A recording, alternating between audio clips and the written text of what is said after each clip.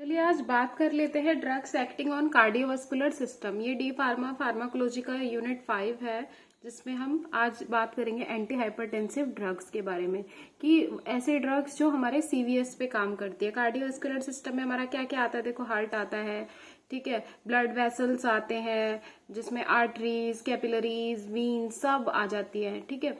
तो ये दोनों चीज से मिलकर के बना हुआ है, तो उन्हीं के बारे में हमें यहाँ पे पढ़ना है। तो सबसे पहले हम यहाँ पे एंटी हाइपरटेंसिव ड्रग्स के बारे में देखेंगे। उससे भी पहले hello guys, welcome to my channel Drishti pharma. Guys, अगर वीडियो लास्ट तक आपको अच्छी लगती है तो प्लीज सब्सक्राइब जरूर कर देना, ज्यादा से ज्यादा शेयर करना। इससे क्या होता है, एक मोटिवेशन मिलती है, तो और भी ज्यादा बोलते हैं ना कि फास्ट मैं काम करती हूँ, ठीक है। तो एंटी हाइपरटेंसिव ड्रग्स में हम इसकी डेफिनेशन देखने वाले हैं, क्लासिफिकेशन भी देखेंगे, फार्माकोलॉजिकल एक्शंस है, डोज है, इंडिकेशन है और कॉन्ट्रा इंडिकेशंस देखने वाले हैं। तो चलो स्टार्ट करते हैं एंटी हाइपरटेंसिव ड्रग्स के बारे में। बहुत ही इजी लैंग्वेज में मैंने लिखा हुआ है, कोई प्रॉब्लम नहीं होने वाली आपको, है ना। और बहुत ही शॉर्ट नोट्स हैं कि आप एग्जाम में लिख सको, इतना मैंने यहाँ पे बता दिया है। तो एंटी हाइपरटेंसिव ड्रग्स, एंटी का मतलब क्या होता है पता है आपको? अगेंस्ट, हाइपर हाई, टेंसिव मतलब एक प्रकार का प्रेशर, बट किस पे?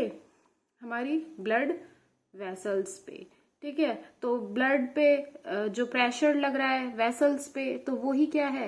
हाइपरटेंशन होता है, ठीक है। इसकी भी कैटेगरी होती है और टाइप होते हैं, जैसे primary hypertension, secondary hypertension. Primary जिसका जैसे कॉज पता हो, सेकेंडरी जिसका बोलते हैं ना कि कॉज एग्जैक्ट ना पता हो, ठीक है, किस रीजन से हुआ है। और भी देखो, नॉर्मल अगर देखें तो ब्लड प्रेशर कितना होता है हमारा?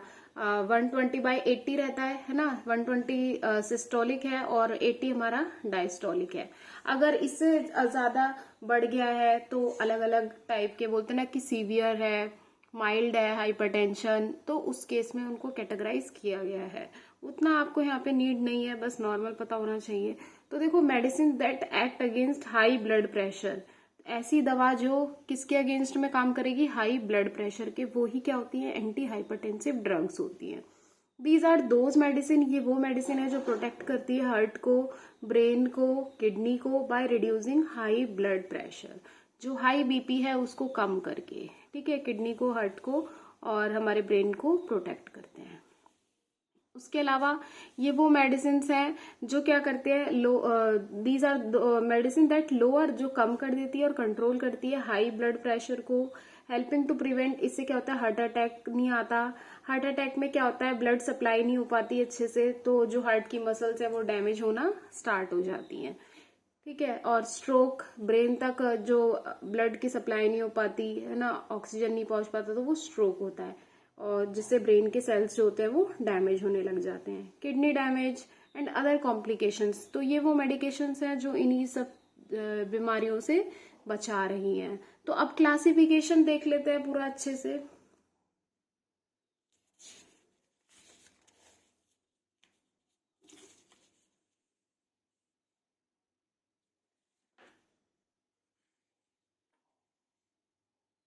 ये देखो, एंटी हाइपरटेंसिव ड्रग, तो ये कुछ ट्रिक्स के साथ यहाँ पे हम देखेंगे। सबसे पहले आता है एस इनहिबिटर, फिर इसी का ही मैकेनिज्म ऑफ एक्शन, यानी कि जो फार्माकोलॉजिकल एक्शन में मैंने लिखा है वो भी हम यहाँ पे पढ़ लेंगे। तो देखो, एस इनहिबिटर्स यानी कि एंजियोटेंसिन कन्वर्टिंग एंजाइम इनहिबिटर, ठीक है। एंजियोटेंसिन हमारा देखो कहाँ पे रिलीज हो रहा होता है? रेनिन की वजह से, है ना, जो किडनी में है वो ही इस पूरे रास सिस्टम को चला रहा है। तो वहां पे जो एंजियोटेंसिन है उसको ये रोक देता है ना, इनहिबिटर है, उसको कन्वर्ट नहीं होने देगा। तो उसमें कौन सी ड्रग आती है? उसमें सारी प्रिल आती है। क्या आती है? प्रिल। तो कैप्टोप्रिल, इनालाप्रिल, लिसिनोप्रिल और एक होता है रैमीप्रिल, ठीक है। ये चारों आपको ध्यान रखनी है।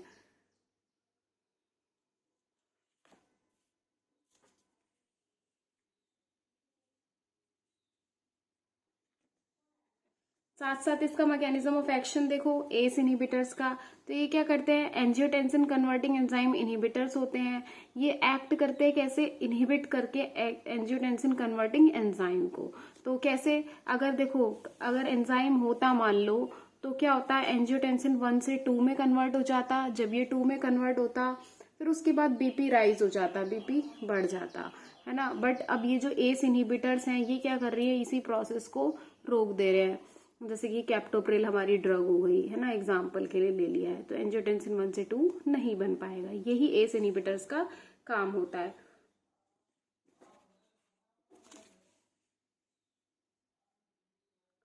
देखो अब नेक्स्ट है एंजियोटेंसिन एंटागोनिस्ट। एंजियोटेंसिन एंटागोनिस्ट में क्या आते हैं, देखो लोसार्टन है, टेल्मीसार्टन है, केंडीसार्टन है, वॉलसार्टन है, इसमें सारे सार्टन्स आएंगे। ठीक है, एंटागोनिस्ट है ना, एंटा तो सार्टन, टन टन टन लगा देना है। ये मान लो इसी को उल्टा कर दो, TAN, एंटा का उल्टा कर दो टन, तो लोसार्टन हो गया, टेल्मीसार्टन, कैंडीसार्टन, वेलसार्टन आपने ध्यान रखना है।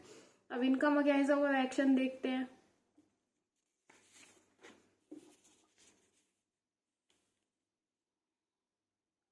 देखो मैंने लिखा है यहाँ पे भी, एंजियोटेंसिन रिसेप्टर एंटागोनिस्ट लोसार्टन, टेल्मीसार्टन, ये कैसे काम करते हैं, act by antagonist the angiotensin 1 and angiotensin 2 receptor. अब देखो जो एस इनहिबिटर थे वो तो एंजाइम को रोक रहे हैं, अब ये क्या कर रहे हैं, ये रिसेप्टर को ही रोक दे रहे हैं, एंटागोनाइज कर दे रहे हैं, है ना, यानी कि इनहिबिट कर दे रहे हैं। उस पे जो चीजें हैं वो बाइंड नहीं होगी, वो रिसेप्टर एक्टिव नहीं रहेगा, वो रिसेप्टर एक्टिव नहीं रहेगा तो बीपी नहीं बढ़ेगा। ठीक है, बट ये क्या कर रहे हैं, उसी को अगेंस्ट कर दे रहे हैं रिसेप्टर को, तो वो ड्रग रिसेप्टर पे जाके बाइंड हुई तो देन बीपी हमारा कम हो गया। ठीक है, लोसार्टन, टेल्मीसार्टन। उसके बाद है देखो कैल्शियम चैनल ब्लॉकर्स। तो कैल्शियम चैनल ब्लॉकर्स की बात करें तो हमारे हैं ये, एक सेकेंड,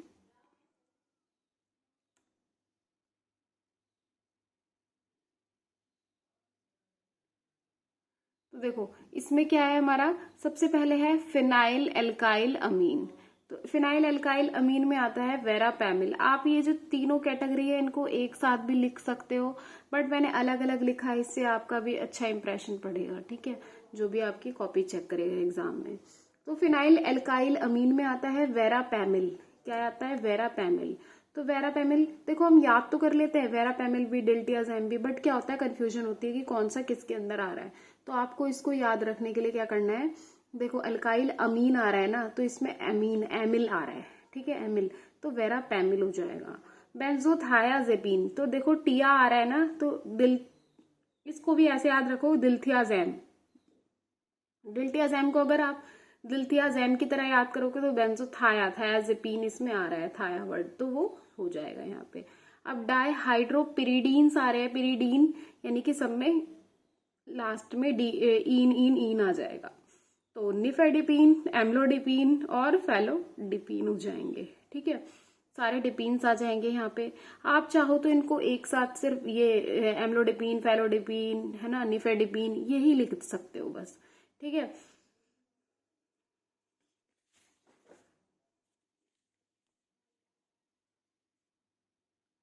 उसके बाद अगर इसका मैकेनिज्म ऑफ एक्शन देखें तो क्या है, देखो कैल्शियम चैनल ब्लॉकर्स का उसके एग्जाम्पल डाल दिए। अब ये क्या करते हैं, ये स्मूथ मसल को रिलैक्स कर देते हैं। ठीक है, या तो क्या होता है, दो ही चीजें होती है मसल्स में, या तो वो कॉन्ट्रैक्ट होंगी या रिलैक्स होंगी। बट स्मूथ मसल तो हमारी इंटेस्टाइन में भी प्रेजेंट है ना, ब्रोनकाई में भी प्रेजेंट है, लेकिन ये किसकी बात कर रहे हैं, वस्कुलर वाले की। ठीक है, मेनली जो हमारे हार्ट की है ना, या फिर जो हमारे जहाँ जहाँ वेसल्स हैं वो वाली है।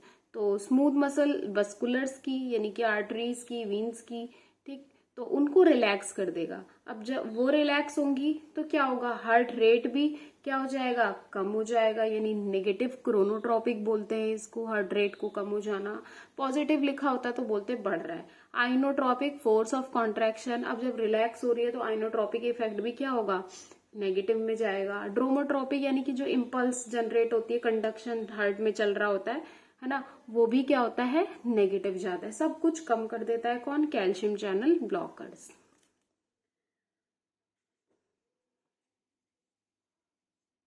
उसके बाद देखो डायूरेटिक्स। देखो डायूरेटिक्स के बारे में मैंने यहाँ ज्यादा लिखा नहीं है क्योंकि वो अलग से भी है आपके सिलेबस में, तो आप वहाँ पे देखना डायूरेटिक्स, वहाँ पे पढ़ लेंगे हम। डायूरेटिक्स में जो ड्रग्स आती है वो थायाजाइड्स आते हैं उसमें, जैसे क्लोरथायाजाइड, हाइड्रोक्लोरथायाजाइड्स, फ्रूसेमाइड आता है, स्पायरोनोलैक्टोन आता है, इंडेपामाइड आता है, तो इनको ध्यान रखना। अब चलते हैं किस पे, बीटा एड्रेनर्जिक, वैसे मैंने देखो डायूरेटिक्स भी लिखवाया है यहाँ पे, अभी मैं दिखा दूंगी। Beta adrenergic blockers, beta blocker आपको पता ही है, आपने पढ़ा है, autonomic nervous system, प्रोप्रानोलॉल, metoprolol, atenolol, ये सारे हैं।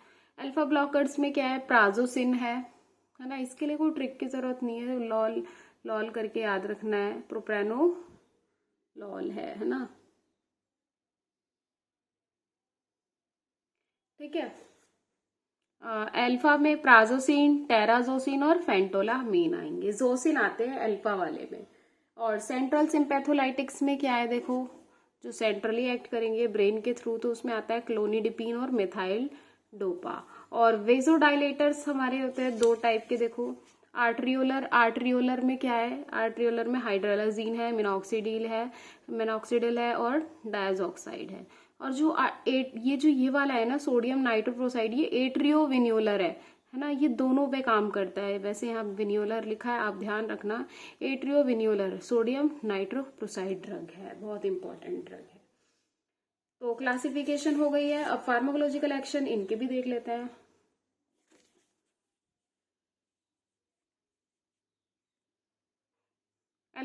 वो बीटा एड्रेनर्जिक ब्लॉकर्स, ये क्या करते हैं, बीटा रिसेप्टर को ब्लॉक कर देते हैं और हार्ट रेट डिक्रीज कर देते हैं, फोर्स ऑफ कॉन्ट्रैक्शन भी डिक्रीज और कार्डियक आउटपुट भी डिक्रीज हो जाता है। डायूरेटिक्स क्या करते हैं, reduce plasma and extra cellular fluid, ये प्लाज्मा को रिड्यूस करेंगे, प्लाज्मा कम होगा तो जो ब्लड पे लगने वाला प्रेशर है वो भी कम हो जाएगा, ठीक है। वॉल्यूम को 5 से 15% ये कम कर देते हैं और कार्डियक आउटपुट भी डिक्रीज हो जाता है।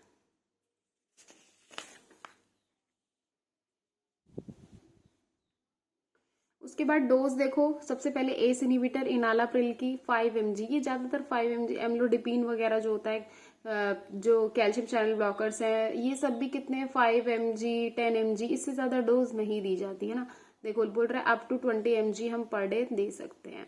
Atenolol 25 to 50 mg once daily, ठीक है, एक देना है, यानी कि एटिनोलॉल हमारा बीटा ब्लॉकर हो गया। क्लोरथैलिडोन डायूरेटिक्स हो गया, 12.5 से 25 mg एक बार देना है। लोजार्टन 25 से 50 mg वंस डेली, मैक्सिमम इसकी डोज 100 mg पर डीएल जा सकती है। ये सार्टन वगैरह जो होता है, ये हमारे जो कोलेस्ट्रॉल को कम करने वाली ड्रग्स होती है ना, स्टैटिन्स वगैरह है ना, उनके साथ मिलकर के दिए जाते हैं। इंडिकेशंस देखो, ये हाइपरटेंशन को ट्रीट करने के लिए दिया जा रहा है, हार्ट फेलियर को, एडेमा, किडनी या लीवर डिजीज की वजह से अगर हो गई है। बीटा ब्लॉकर्स जो होते हैं मेनली वो हाइपरटेंशन में दिए जा रहे हैं, एंजाइना पेक्टोरिस में, और माइग्रेन के प्रोफाइलेक्सिस यानी माइग्रेन के ट्रीटमेंट में भी दिया जाता है।